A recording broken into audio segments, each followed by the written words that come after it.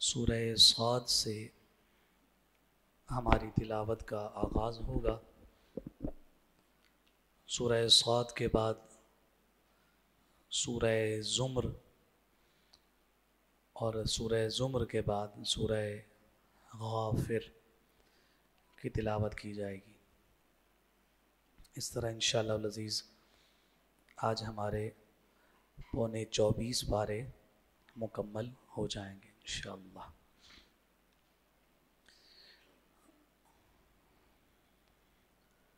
حسب ترتیب اور حسب عادت انشاءاللہ العزیز ہماری ختم قرآن کی جو تقریب ہے وہ انشاءاللہ 27ویں شب رمضان المبارک کو ہوگی، اور اس دفعہ 27ویں شب جمعہ ہے۔ 27ویں شب بھی ہے اور جمعہ کی شب بھی ہے، تو زیادہ برکتیں اور رحمتوں کو لیے ہوئے یہ عظیم رات ہمارے درمیان جلوہ افروز ہونے والی ہے۔ سورہ صاد حروف مقطعات سے شروع ہونے والی صورتوں میں سے ایک صورت ہے، اور صاد ہی سے اس کا آغاز ہے، تو اس کا نام بھی سورہ صاد ذکر کیا گیا ہے۔ اور اس کے بعد قرآن مجید فرقان حمید کی قسم کھائی گئی، صاد والقرآنی ذی الذکر،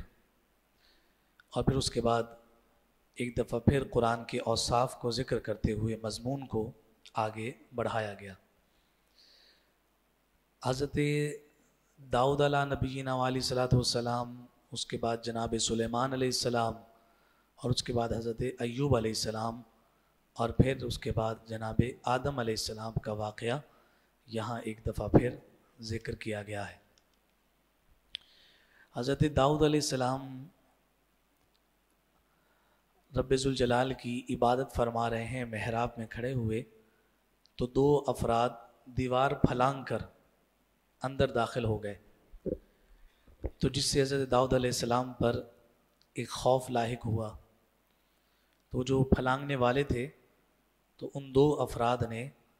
کہا کہ آپ پریشان نہ ہوں، ہم اپنے مابین ایک تنازع کا، ایک کانفلکٹ اور ڈسپیوٹ کا آپ سے حل کروانے آئے ہیں۔ تو ان میں سے ایک کہنے لگا کہ یہ میرے اس دوسرے مصاحب اور دوست اور ساتھی کے پاس 99 بھیڑیں ہیں، دمبیاں ہیں، اور میرے پاس ایک ہے، اور یہ چاہتا ہے کہ وہ ایک بھی وہ اپنے ریوڑ میں داخل کر لے اور مجھے کو بالکل محروم کر دے۔ تو حضرت داؤد علیہ السلام نے دوسرے فرد سے پوچھا کہ کیا واقعی ایسا ہے کہ آپ اس کی ایک بھی لینا چاہتے ہیں؟ تو اس نے جب حامی بھری ہے تو وہاں پر آپ نے وہ مطالبہ کرنے والا جو فرد اور شخص ہے اس سے فرمایا لقد ظلمک بسؤال نعجتک الی نعاجی، کہ تم اپنے بھائی کے اوپر جو ہے وہ ظلم کر رہے ہو، کہ اسے محروم کر رہے ہو۔ اور اس طرح کی گفتگو ہوئی جو قرآن مجید فرقان حمید نے ذکر کی۔ تو یہاں مفسرین نے فرمایا کہ یہ جو ظلمک بسؤال نعجتک الی نعاجی کے الفاظ تھے، یہ اللہ رب العزت کی منشا کے برخلاف تھے، جس کا فوراً جناب داؤد علیہ السلام کو احساس ہوا کہ میں نے یہ کلمات کہنے میں جلدی کر دی ہے کہ وہ مطالبہ کرنے والے شخص پر ظلم کا ارادہ کرنے والا ہونے کی بات کر دی ہے۔ تو اس پر جیسے ہی آپ کو یہ احساس ہوا تو آپ نے فوراً سجدہ کیا ہے، وَخَرَّ رَاكِعًا وَأَنَابَ، تو فوراً انہوں نے اللہ کی بارگاہ میں استغفار کی اور فرمایا کہ میں سجدہ کرنے والے میں سے ہوں، اتباع کرنے والوں میں سے ہوں۔ تو اس واقعے کو یہاں ذکر کیا گیا، اور اس کی تفصیل میں علماء نے بہت ساری دیگر وجوہات کو بیان کیا ہے۔ جناب سلیمان علیہ السلام کا ذکر خیر کیا گیا ہے کہ کس انداز میں ہم نے ہوا کو، جنات کو ان کے سامنے مسخر کر رکھا ہے اور ان پر انہیں حکمرانی عطا فرمائی۔ وہ ساری باتوں کو ذکر کرنے کے بعد حضرت ایوب علیہ السلام کا تذکرہ اس مقام پر کچھ تفصیل کے ساتھ آیا ہے۔ پہلے بھی تذکرے ہوتے رہے، لیکن اتنی ترتیب یا اس تفصیل کے ساتھ پہلے موقع نہیں آیا۔ وَاذْكُرْ عَبْدَنَا ایوب، یاد کیجئے ہمارے بندے ایوب کو، جب انہوں نے ہم سے کہا انی مسنی الشیطان بنصب وعذاب، کہ شیطان کی وجہ سے مجھ پر یہ آزمائش اور تکلیف آ گئی ہے، میں رب ذوالجلال کی بارگاہ میں عرضی پیش کرتا ہوں کہ اس تکلیف کو دور کیا جائے۔ تو پھر اللہ رب العزت نے انہیں حکم ارشاد فرمایا ہے ارکض برجلک، کہ اپنا جو پاؤں ہے وہ پاؤں آپ زمین پر ماریے۔ تو آپ نے جب زمین پر پاؤں مارا تو چشمہ جاری ہو گیا۔ تو فرمایا ھذا مغتسل بارد و شراب، کہ یہ پانی جو ہے اس سے آپ غسل بھی کیجئے، اس کو پیجئے بھی، اور یہ آپ کے لیے شفا کا ذریعہ ہوگا۔ تو ایک طویل وقت آپ نے بیماری میں گزارا، لیکن اس طویل وقت کی بیماری سے قبل ان کی کیفیت کیا تھی؟ مفسرین نے فرمایا ہے کہ ثروت، غنا اور مال کی بہتات تھی، باغات اور حویلیوں کے مالک تھے، زرعی زمین اور جانوروں کی کثرت تھی، نوکر چاکر اور کئی بیٹے تھے جناب ایوب علیہ السلام کے، بڑی عالی شان اور شان و شوکت والی زندگی گزار رہے تھے۔ پھر اللہ رب العزت نے اپنے اس بندہ ایوب کو آزمائش اور امتحان میں جب مبتلا فرمایا، جتنے بیٹے تھے سارے دنیا سے چلے گئے، کثرت کے ساتھ جو مال مویشی تھا وہ سب ہلاک ہو گیا، جو لہلہاتے باغات تھے بالکل بنجر زمین کی طرح ہو گئے، جو حویلیاں اور محلات تھے وہ زمین بوس ہو گئے، خود تکلیف دہ بیماری میں مبتلا ہو گئے۔ اور مفسرین نے فرمایا کہ یہ ابتلا اور آزمائش ان پر 18 سال تک رہی ہے، یعنی ناز و نام، آسائش، آرام، راحت دیکھنے والی شخصیت جن کے پاس ہر چیز کی کثرت ہے، لیکن اللہ رب العزت نے جب امتحان میں مبتلا فرمایا تو جو چیز باطنی اعتبار سے اموال کی صورت میں ان کے پاس تھے وہ سب کچھ بھی لے لیا، یہاں تک کہ صحت کی نعمت بھی آپ سے لے لی گئی اور آپ 18 سال تک بیمار رہے۔ اور ظاہر سی بات ہے کہ اتنا طویل عرصہ بیماری کی حالت میں گزارنے کی وجہ سے انسان کے مزاج میں کچھ سختی پیدا ہو جاتی ہے، کچھ تجسس اور کچھ چڑچڑاپن اور انزائٹی پیدا ہو جاتی ہے، اور اسی کا یہ نتیجہ اور اثر نکلا۔ سب چھوڑ گئے تھے، صرف ایک زوجہ بچی تھی کہ جو آپ کی خدمت پر مامور تھی۔ تو اسی انزائٹی کی وجہ سے ایک دن قسم کھا بیٹھے کہ میں جب شفا یاب ہوں گا تو تمہیں میں 100 کوڑے ماروں گا۔ اللہ رب العزت نے اس پانی کی برکت سے آپ کو جب شفا عطا فرمائی تو آپ پریشان ہیں کہ شفا مل گئی ہے، اور اب انہیں کوڑے کیسے ماروں کہ اس نے مجھے تب سہارا دیا کہ جب سارے سہارے چھوٹ گئے تھے۔ تو اللہ رب العزت نے فرمایا وَخُذْ بِيَدِكَ ضِغْثًا فَاضْرِب بِهِ وَلَا تَحْنَثْ، کہ تم نے 100 کوڑے مارنے کی جو قسم کھائی ہے اس کو پورا کرنے کا ہیلہ ہم خود تمہیں دیتے ہیں، وہ یہ ہے کہ تم 100 لکڑیاں یعنی جو جھاڑو کی تیلیاں ہوتی ہیں، فرمایا کہ وہ 100 جمع کرو اور ان کو باندھو،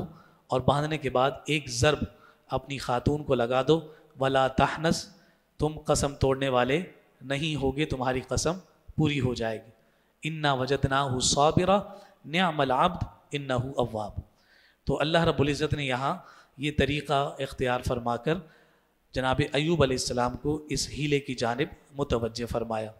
تو ہیلے کے جواز کی بنیاد یہ آیت مبارکہ ہے کہ جب کبھی کوئی فرض حکم کی تعمیل بغیر ہیلہ کے نہ ہو پاتی ہو تو وہاں ہیلہ کو اختیار کرنا جائز قرار دیا جاتا ہے۔ پھر حضرت آدم علیہ السلام اور عزازیل یعنی شیطان کا تذکرہ ہے، اور یہاں خاص طور پر ذکر فرمایا گیا ما منعک ان تسجد لما خلقت بیدی، کہ تجھے کس چیز نے روکا ہے کہ تو اسے سجدہ کر کہ جسے میں نے اپنے ہاتھ سے پیدا کیا۔ تو اس نے آگے وہی ذکر فرمایا کہ انا خیر منہ خلقتنی من نار وخلقتہ من طین،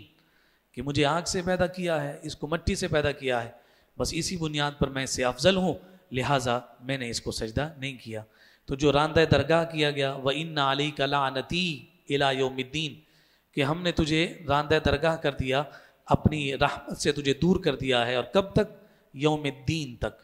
یعنی قیامت کے دن تک تو اسی طرح سے ذلیل و رسوا ہوتا رہے گا۔ پھر اسی بات کا تذکرہ ہے کہ اس نے اجازت چاہی، ربی فانظرنی الی یوم یبعثون، فَإِنَّكَ مِنَ الْمُنظَرِينَ إِلَى يَوْمِ الْوَقْتِ الْمَعْلُومِ کہ تجھے اجازت ہے، جا تجھے جو کرنا ہے کر، تجھے میرے بندوں کو بھڑکانا ہے، ان کو بہکانا ہے، ان کو بھٹکانا ہے، جا تو نے جو کرنا ہے کر، اور وقت معلوم تک تجھے اجازت دی گئی ہے۔ اور یہ ساری تفصیل اس سورت کے اختتام میں ذکر کی گئی۔ اگلی سورت سورہ زمر ہے۔ زمر کا معنی ہے گروہ در گروہ، ٹولی، ٹولی در ٹولی، گروہ در گروہ۔ تو یہ زمر کا لفظ اس سورہ مبارکہ میں 2 دفعہ استعمال ہوا ہے، تو اس سورہ کو زمر کہا گیا۔ اور وہ جو گروہ در گروہ 2 دفعہ ذکر ہوا، ایک دفعہ فرمایا الا جہنم زمرا کہ وہ جہنم کی طرف ہانکے جا رہے ہوں گے گروہ در گروہ، اور دوسری طرف فرمایا الی الجنت زمرا اور وہ جنت کی جانب لے جائے جا رہے ہوں گے عزت و اکرام و تکریم کے ساتھ۔ تو اس سورہ کو سورہ زمر کہا گیا ہے۔ پھر اس کے بعد اللہ رب العزت نے جو انسان کی تخلیق کے اعتبار سے 9 ماہ کا وقت ماں کے پیٹ میں رکھا ہے، اس کی تفصیل کو ذکر کیا کہ اللہ تمہیں ماں کے پیٹ میں 3 تاریکیوں میں، 3 اندھیروں میں تمہیں پیدا فرماتا ہے۔ ثمانیت ازواج، تمہیں 3 جو ہے وہ تاریکیوں اور اندھیروں میں رکھ کر اس کے بعد تمہاری پیدائش ہے۔ تو یہاں فرمایا کہ 3 پرت ہوتے ہیں ماں کے پیٹ میں، کہ جس پرت کے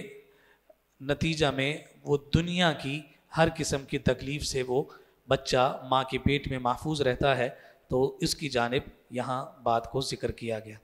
اور فرمایا کہ یہ جو 3 پردوں کو 3 تاریکیاں قرار دیا گیا، وہ اس لیے ہے کہ اس پردوں کے ذریعے سے بچے کو روشنی سے بچایا جاتا ہے۔ یہاں ایک مشرک کی مثال دی گئی ہے، اور مشرک کی مثال دیتے ہوئے فرمایا کہ یہ مشرک یعنی اللہ کے ساتھ کسی اور کو شریک ٹھہرانے والا شخص ایسا ہے کہ وہ غلام ہے، اور ایسا غلام ہے کہ جس کے کئی مالک ہیں، اور اس کے جتنے مالک ہیں سب کا مزاج مختلف ہے۔ ایک غصے والا ہے، ایک سختی والا ہے، ایک کے مزاج میں تیزی ہے، ایک مالک اس کا کمزور ہے، لاغر ہے اور سست ہے۔ تو کہا کہ اس نے سب کی بات ماننی ہے۔ ایک کہتا ہے کھڑے ہو جا، دوسرا کہتا ہے بیٹھ جا، تیسرا کہتا ہے فلاں کام کر، چوتھا کہتا ہے فلاں کر۔ تو فرمایا کہ اس غلام کو دیکھو کہ اس کی زندگی کتنی مشکل اور دشوار ہے۔ تو فرمایا کہ تم بھی ایک رب کی جانب آ جاؤ، تمہیں ایک ہی کی بات ماننی پڑے گی، یہ در در کی ٹھوکریں تم کہاں کھاتے پھر رہے ہو۔ فرمایا کہ یہ مثال مشرک کی ہے کہ اس نے اس غلام کی سی زندگی کو اختیار کر لیا ہے کہ جو آپس میں کئی مالکوں کا شریک غلام ہے۔ اور پھر موحد کی، صاحب ایمان کی مثال ذکر کی گئی۔ فرمایا کہ جس کا مالک ایک ہو، اس کے اخلاق بھی اچھے ہوں، اور وہ اپنے غلام کے جذبات کا بھی خیال رکھتا ہو۔ فرمایا کہ مومن کی مثال ایسے ہی مالک کے غلام کی سی ہے۔ یہ ساری بات یہاں مکمل ہونے کے بعد جب 24ویں پارے کا آغاز ہوتا ہے،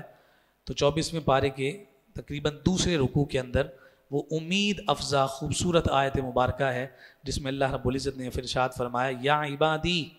الذین اسرفوا علی انفسہم لا تقنطوا من رحمت اللہ، کہ جنہوں نے اپنی جانوں پر ظلم کر لیا ہے، لا تقنطوا من رحمت اللہ، وہ اللہ کی رحمت سے مایوس نہ ہوں۔ ان اللہ یغفر الذنوب جميعا، کہ بے شک اللہ رب العزت ان کے تمام گناہوں کو معاف فرما دے گا۔ انہ هو الغفور الرحیم، کہ تمہارا وہ رب غفور بھی ہے اور رحیم بھی ہے۔ تو اس لیے یہاں فرمایا کہ اللہ کی رحمت سے کبھی مایوسی نہیں ہے، اور وہ جب معاف کرنے پر آتا ہے تو کسی ایک نیکی کو اور اس کے اجر کو گناہوں کے پہاڑوں کے اوپر غالب فرما دیتا ہے اور بخشش اور معافی کا انتظام کر دیتا ہے۔ بخاری شریف میں بنی اسرائیل کے ایک شخص کا واقعہ ذکر کیا گیا ہے کہ اس نے 99 قتل کر لیے تھے، اور 99 قتل کرنے کے بعد اب اسے خیال آیا کہ جناب مجھے اللہ سے معافی مانگ لینی چاہیے۔ تو وہ ایک شخص کے پاس گیا اور کہا کہ میں نے 99 قتل کر دیے ہیں، کیا میری معافی کا کوئی امکان ہے؟ تو وہ شخص کہنے لگا کہ تجھے اللہ معاف کرے، 99 تو نے قتل کیے ہوئے ہیں، تو یعنی کوئی معافی نہیں۔ اس نے کہا چلو 99 ہیں، سینچری تو پوری کروں۔ اس نے 100ویں کو بھی بھڑکا دیا۔ اب پھر وہ دوبارہ تلاش میں گیا اور ایک اور شخص کو ملتا ہے اور اس سے پوچھتا ہے کہ میں 100 پورے کر چکا ہوں، 100 ہو گئے ہیں، قتل کیے ہیں میں نے، کیا میری معافی کی کوئی امید ہے؟ تو وہ صاحب دانش شخص تھا، تو اس نے کہا کہ ہاں تیری معافی کی امید ہے، تو ایسا کر، فلاں بستی میں اللہ کے دوست رہتے ہیں، اللہ والے رہتے ہیں، ان کے پاس چلا جا، وہ ضرور تجھے معافی دلوا دیں گے۔ اب وہ معافی کے حصول کے لیے اس بستی کی جانب مسافر ہوا ہے اور رستے میں اس کو موت آ گئی، اور جب رستے میں اس کو موت آئی ہے تو جہنم کے فرشتے بھی پہنچ گئے اور جنت کے فرشتے بھی پہنچ گئے۔ جہنمی کہہ رہے ہیں، جہنم کے فرشتے کہہ رہے ہیں کہ ہم لے کر جائیں گے 100 لوگوں کا قاتل۔ جنت کے فرشتے کہہ رہے ہیں کہ توبہ کی نیت تو اس نے کر لی تھی، ہم لے کر جائیں گے۔ مقدمہ رب کی بارگاہ میں پیش ہوا ہے تو اللہ رب العزت نے فرمایا کہ زمین کو گنا جائے، ناپا جائے، اگر جہاں اس کا انتقال ہوا ہے وہ جگہ اولیاء اللہ کے رہنے والی جگہ کے قریب ہے تو جنت والے لے جائیں، اور اگر وہاں سے دور ہے تو جہنم والے لے جائیں۔ فرشتے پھر آئے ہیں اسے ماپنے کے لیے، اور یہاں مفسرین نے فرمایا کہ شارحین کہتے ہیں کہ اللہ رب العزت نے فرشتوں کی ایک اور جماعت کو بھیجا، اس کا فاصلہ اس بستی سے زیادہ تھا، اللہ رب العزت نے زمین کو کھینچ کر اس بستی کے قریب فرما دیا اور اس کی بخشش اور معافی کا انتظام فرما دیا۔ لا تقنطوا من رحمت اللہ ان اللہ یغفر الذنوب جميعا انہ هو الغفور الرحیم۔ رب کی رحمت سے کسی طور پر بھی مایوسی نہیں ہے۔ یہ ساری تفصیل ہے۔ پھر اس کے بعد قیامت کے مناظر کو ذکر کیا گیا ہے، اور اہل تقوی کو جو جنت کی جانب عزت و اکرام کے ساتھ دعوت دی جائے گی، فرشتے ان کا استقبال کرتے ہوئے انہیں سلام کہیں گے، اور وہ جنتی اللہ کی حمد کرتے ہوئے اپنے مسکن میں جو تشریف فرما ہو جائیں گے، اس کی ساری تفصیل اس سورہ کے آخر میں بیان کی گئی۔ اس کے بعد اگلی سورت سورہ غافر ہے، اس کا دوسرا نام سورہ مؤمن ہے۔ سورہ غافر اور سورہ مؤمن، غافر اللہ رب العزت کا نام ہے، غافر کا معنی ہے بخشش کرنے والا، مغفرت سے ہے، غافارا، غین فے اور را، اس کے مادہ سے ہے غافر، اس میں فاعل ہے، یعنی بخشش کرنے والا، مغفرت کرنے والا اور معاف کرنے والا۔ یہ اللہ کی صفت ہے، اس کا صفاتی نام ہے غافر الذنب، کہ گناہوں کو معاف کرنے والا، بخشنے والا، وقابل التوب شدید العقاب ذی الطول، اللہ کی صفت ذکر ہوئی تو یہ سورہ یہاں غافر کہلائی۔ اس سورہ مومن میں، اس کو جب سورہ مومن کہا جاتا ہے تو جناب موسیٰ علیہ السلام کے دور کے ایک صاحب ایمان شخص کا تذکرہ ہے، جس کی وجہ سے اس سورہ کو سورہ مومن بھی کہا گیا ہے۔ پھر اہل ایمان کے لیے فرشتے جو دعائیں کرتے ہیں، الذین یحملون العرش، وہ فرشتے کے جو عرش کو اٹھا کر کھڑے ہیں، حاملین عرش ہیں، ان کا کام ہی یہ ہے کہ عرش کو انہوں نے اٹھا کر رکھنا ہے۔ فرمایا کہ یہ لوگ جو ہے، فرشتے جو ہیں، یہ اللہ کے بارگاہ کے مقرب بندوں اور صاحبان ایمان کے لیے دعائیں کرتے ہیں، اور دعا کیا کرتے ہیں؟ دعا یہ کرتے ہیں کہ تو ان کو معاف کر دے، ان لوگوں کی توبہ کو قبول کر لے جو تجھ سے توبہ کرتے ہیں، جو تیری راہ کی جانب آتے ہیں انہیں تو اپنی بارگاہ میں قبول کر لے، انہیں دوزخ کے عذاب سے بچا لے۔ یہ ساری دعاؤں کا تسلسل اس سورہ مبارکہ میں ذکر کیا گیا ہے۔ دیکھیے، ہم جب قرآن مجید فرقان حمید کے اسلوب کو دیکھتے ہیں تو ہم نے بالکل شروع میں ایک بات کی تھی کہ کبھی اللہ رب العزت تلقین کا انداز اختیار فرماتا ہے اور کبھی تقریر کا، اور ایک اسلوب یہ ہے کہ رب جہاں ترغیب ارشاد فرماتا ہے، موٹیویٹ کرتا ہے، تو وہیں پر ترہیب بھی ہوتی ہے، یعنی کہیں پر جہنم کے عذابات کا تذکرہ ہے تو ساتھ ہی رب ذوالجلال جنت کا تذکرہ بھی فرماتا ہے۔ اپنے خاص بندوں پر انعام کی جب بات کرتا ہے تو جو نافرمان بندے ہیں ان پر اپنے عتاب کی بھی بات کرتا ہے، تو ترغیب بھی دلاتا ہے اور ترہیب بھی۔ ترغیب جو ہے بندہ مومن کو امید کی جانب لے کر جاتی، اور جو ترہیب ہے وہ بندہ مومن کو خوف کی جانب لے کر جاتی۔ تو امید اور خوف کے درمیان ہی چلنا جو ہے وہ صراط مستقیم ہے، کہ جو اپنے آپ کو امید اور خوف کے درمیان رکھتا ہے اس کی زندگی ایسے ہی ہے کہ وہ اس راستے پر چل رہا ہے کہ جس راستے کا تقاضا رب ذوالجلال کا اعلان اور ارادہ ہے۔ پھر اس کے بعد فرمایا کہ فرعون کی یہ بات ذکر کی گئی کہ جب حضرت موسیٰ علیہ نبینا علیہ الصلوۃ والسلام کو معاذ اللہ قتل کرنے کے مشورے ہونے لگے، تو یہی صاحب ایمان شخص کے جس کی وجہ سے اس سورہ کو سورہ مومن کہا جا رہا ہے، اور اس نے اپنا ایمان چھپا کر رکھا ہوا تھا، لیکن جب اس نے یہ دیکھا کہ یہ بالکل کمر بستہ ہو گئے ہیں اللہ کے نبی کو قتل کرنے پر، تو پھر اس نے اپنے ایمان کو ظاہر کیا، اور ایمان کو ظاہر کرنے کے بعد اس صاحب ایمان شخص نے فرعون کے دربار میں اس سے کھڑے ہو کر کہا کہ تم ایک شخص کا خون صرف اس لیے بہانا چاہتے ہو کہ وہ کہتا ہے کہ میرا رب ایک ہے، اور وہ تمہیں اس پر واضح دلیلیں اور واضح روشن نشانیاں بھی تمہیں دیتا ہے، لیکن تم پھر بھی اس کی بات نہیں مانتے، تم اس کو ناحق قتل کرنے لگے ہو۔ تو یہ بات اس صاحب ایمان شخص کے کہنے کی بنیاد پر اس فرعون نے جب اس کو شہید کیا اور اپنی بات پر اڑا رہا، اور اس نے واضح الفاظ میں یہ کہہ دیا کہ جو میں نے فیصلہ کر لیا ہے، یا جو میں نے رائے موسیٰ کے بارے میں قائم کر لی ہے وہی درست ہے، اور میں اس فیصلے پر عمل کر کے رہوں گا۔ تو یہاں اس فرعون کے ایک مزاج کو بھی قرآن کی آیات نے ذکر فرمایا کہ فرعون چونکہ تخت السلطنت کے زوم میں اس منصب پر فائز تھا کہ وہ اپنے فیصلے کو یا اپنی کہی ہوئی بات کو اس کے اگینسٹ سننے کو کسی طور پر آمادہ اور تیار نہیں ہوتا تھا۔ وہ جو فیصلہ کر لے یا جو رائے قائم کر لے تو پھر وہ کہتا تھا کہ یہی میری رائے ہے اور یہی ٹھیک ہے، تم جو کچھ کہو میں تسلیم نہیں کروں گا۔ اور آج بھی اگر ہم اپنے مزاج میں اس کیفیت کو جانچنے کی کوشش کریں تو ہمیں یہی بات نظر آتی ہے کہ ہم کہیں اڑ جائیں تو پھر آپ کو لاکھ دلائل دے دیے جائیں، آپ کہتے ہیں کہ نہیں جناب کوا سفید ہی ہوتا ہے۔ اب جو اس بات پر اڑ جائے کہ جناب کوا سفید ہوتا ہے تو پھر آپ لاکھ دلائل دے کر بھی اس کوے کو کالا نہیں کر سکتے۔ یہ فرعون کا مزاج ہے، لیکن اس مزاج کی چند چھینٹیں جو ہیں وہ ہمیں اپنے مزاج میں بھی نظر آتی ہیں، ہمیں اس پر غور اور فکر کرنا چاہیے۔ اور پھر اس کے بعد چالاک حکمرانوں کا وتیرہ، یعنی فرعون کی حکمرانی ہی کی کیفیت کو ذکر کیا گیا کہ وہ کبھی دھمکی کی زبان استعمال کرتے ہیں اور کبھی مخالف کی رائے کا استہزاء کرتے ہیں، مذاق اڑاتے ہیں، اور اس کے ذریعے سے لوگوں کی نظر میں ان کی اہمیت کو کم کرنے کی کوشش کرتے ہیں۔ تو فرمایا کہ یہ بھی چالاک حکمرانوں کا ایک وتیرہ ہوتا ہے۔ انسان کی پیدائش کے مراحل کو ایک دفعہ پھر ذکر کیا گیا کہ پہلے وہ بے جان مٹی سے اس کی ابتدا ہے، یعنی آدم علیہ السلام سے، پھر نطفہ ہے، پھر جمع ہوا خون ہے، پھر گوشت کی بوٹی ہے، پھر ہڈیاں ہیں، پھر ڈھانچہ ہے، ڈھانچے میں پھر جان ڈالی جاتی ہے، پھر اس جان کو عقل دی جاتی ہے، پھر اس کی سماعت مضبوط ہوتی ہے، اس کی بینائی مضبوط ہوتی ہے، اس کا جو ہے وہ جو حس ہے اس کو مضبوط کیا جاتا ہے، پھر پورے جسم میں ہزاروں میل